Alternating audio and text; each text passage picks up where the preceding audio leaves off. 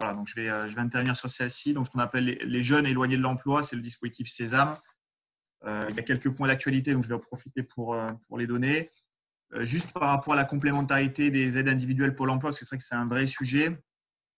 Sésame est une possibilité de complémentarité. On le fait sur beaucoup de dossiers quand les jeunes rentrent sur ces critères-là. Et également, je le dis parce qu'on ne l'a pas fait sur cette conférence, mais ayez-le en tête, ce sont les politiques des conseils départementaux sur les fonds d'aide aux jeunes. Alors là, je n'ai pas donné de règles parce qu'il y a 12 conseils départementaux et c'est pour ça qu'on ne voulait pas mettre forcément le conseil départemental de la Gironde ou autre qui témoignerait. Voilà, on est sur une thématique régionale.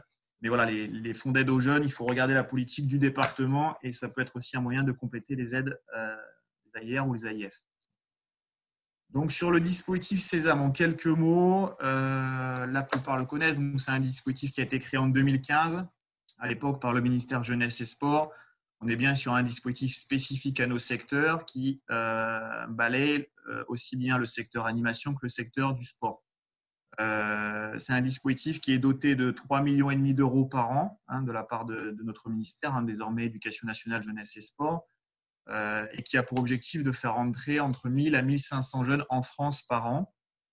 En Nouvelle-Aquitaine, on est sur un volume de 350 bénéficiaires chaque année sur ce dispositif. On est une grosse région sur ce dispositif. Mon directeur l'a évoqué en ouverture, donc ça c'est quand même un élément très important. C'est pour ça qu'on voulait réinsister dessus, c'est qu'il est inscrit dans le plan de relance du gouvernement, dans le plan Un jeune, une solution. Concrètement, ça veut dire quoi ? Ça veut dire qu'on va avoir une nouvelle instruction qui va sortir septembre-octobre, très très prochainement. Ça va être 12 millions d'euros supplémentaires sur la table pour 2021 et 2022. Donc ça va être quasiment 3 fois plus de budget sur ce dispositif. Et très certainement une ouverture de ce dispositif sur certains critères. Alors là, on n'a pas l'instruction, elle est en cours de rédaction au niveau national. Mais voilà, il y a certainement des publics qui vont être bénéficiaires, qui vont rentrer comme éligibles sur ce dispositif. Donc, il faudra suivre l'actualité. On vous la donnera, cette actualité. On parle beaucoup de la complémentarité avec l'apprentissage, par exemple, de voir comment tout ça, ça peut s'ouvrir. On parle beaucoup de logique de parcours avec la garantie jeune, avec les services civiques. Donc, il peut y avoir une ouverture assez importante sur ce dispositif. Et du coup, par rapport à sa complémentarité avec les aides individuelles, être renforcée.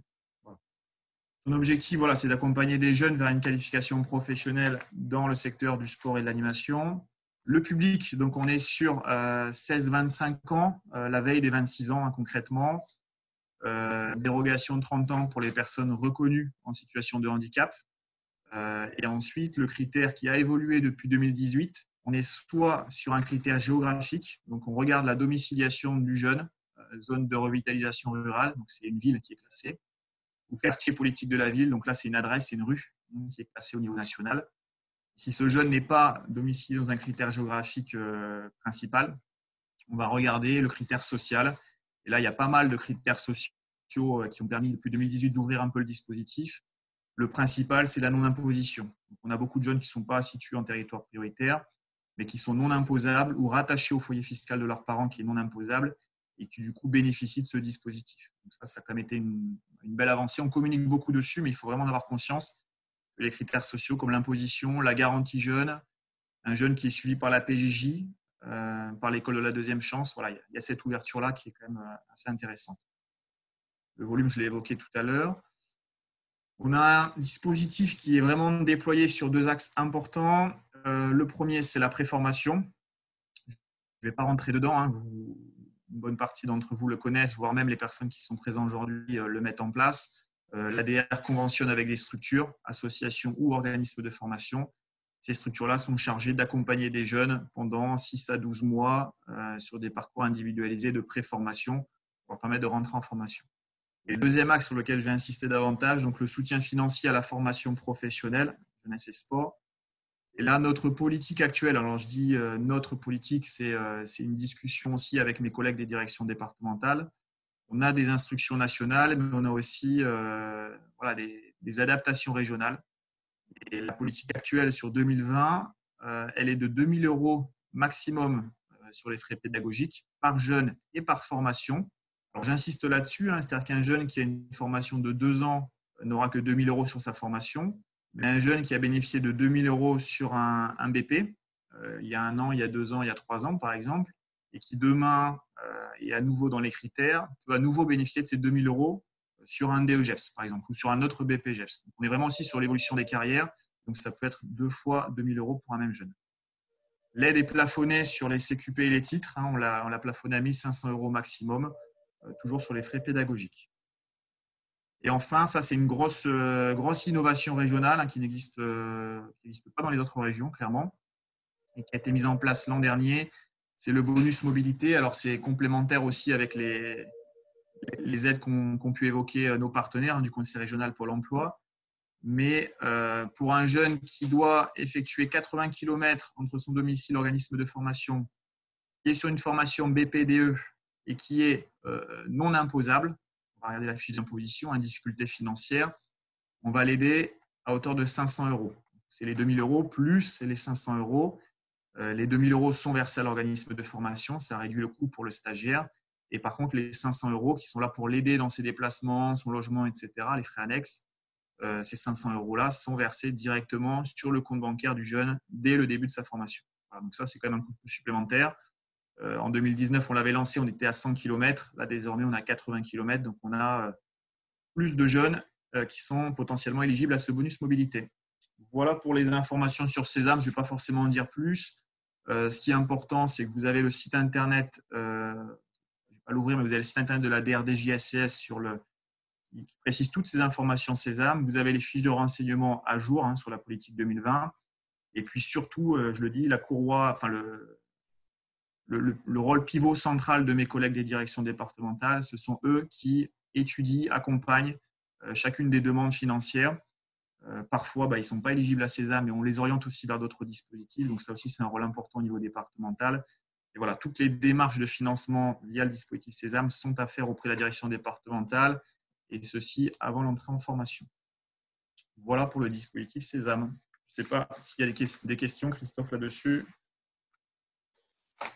Oui, on a une question à laquelle tu as partiellement répondu, je crois. Est-ce que le dispositif Sésame fonctionne pour le CPGEPS, pour le CQP et les titres professionnels? TP, je pense que c'est titre à finalité professionnelle.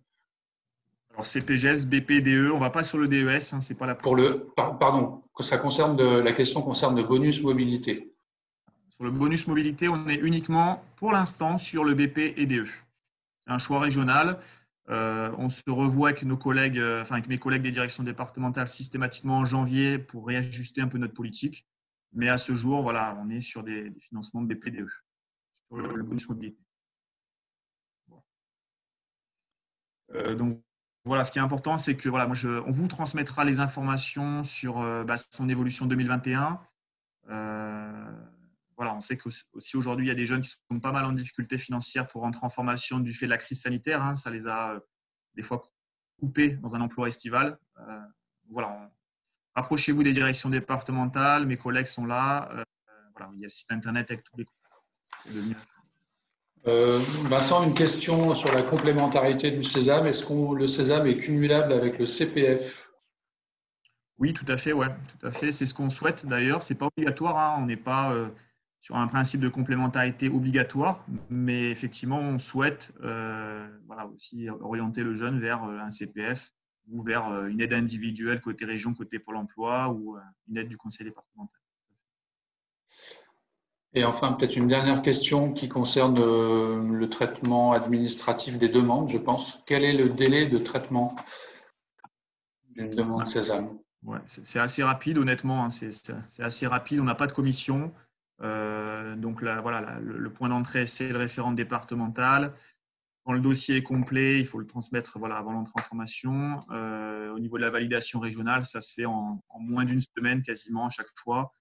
Et puis derrière, il y a une attestation qui est transmise aux jeunes. L'organisme de formation est systématiquement, on est quand même vigilant là-dessus, en copie avec l'attestation.